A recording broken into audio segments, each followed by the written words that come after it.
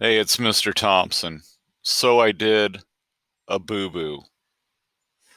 And maybe you did a boo-boo too, but I didn't really hear anybody complain about this. So sometimes when people do things wrong, they maybe might not speak up.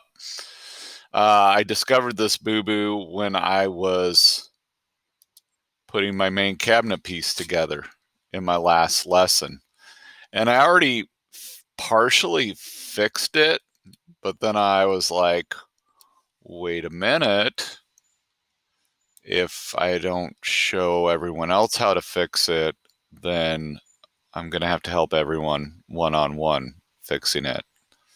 And I just don't want to get that close to you, because of things. So, if you look over here where I kind of highlight my assembly and you see there's no gap there, but you look over here and you see there's a gap there, that might be an issue.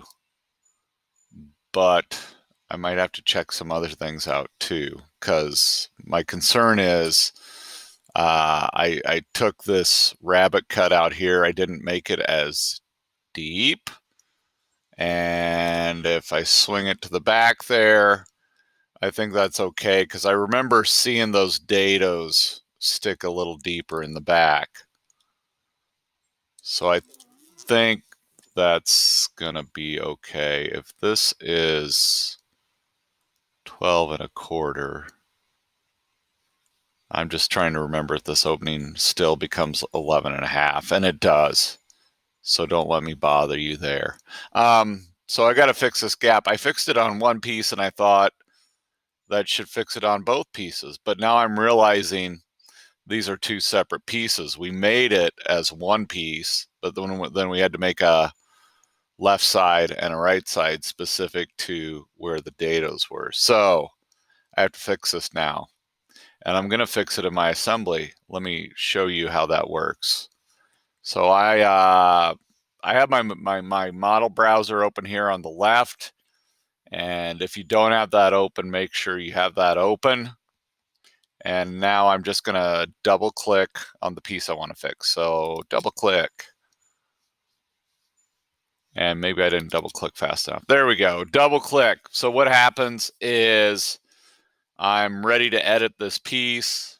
Everything else fades out. It lets me know that I'm working on this piece. If you look over here, everything is in gray except for this piece.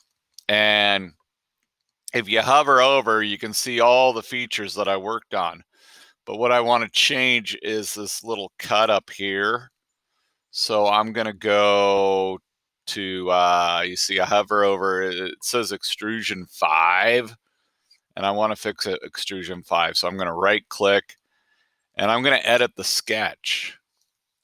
And what I want is I do want it to be 0.5 wide, but I don't want it to be as deep. And here it shows up as height. So my depth is showing up as height, but I don't want it to go down this far. I don't want it to go down 0.5. I want it to go down half as much. So I'm going to double click on the 0.5. So that it'll let me edit the dimension. The dimension says 0.5. I'm going to switch that to 1/4 inch. 1/4 inch dimension is 0.25. And now I'll hit finish sketch.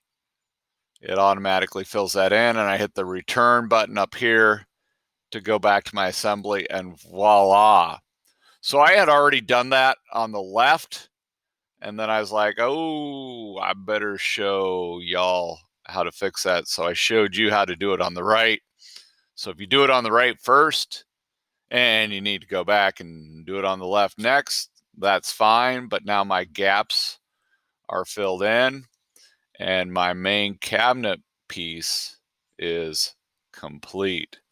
And my A-Day students who may have gotten this far didn't call me out on this, but I don't think everybody on A-Day got this far the other day. So hopefully we caught this just in time. We nipped it in the bud.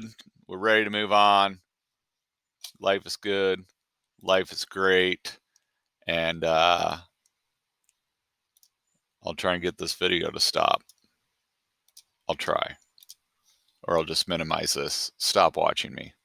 Right? Okay. Have a great day.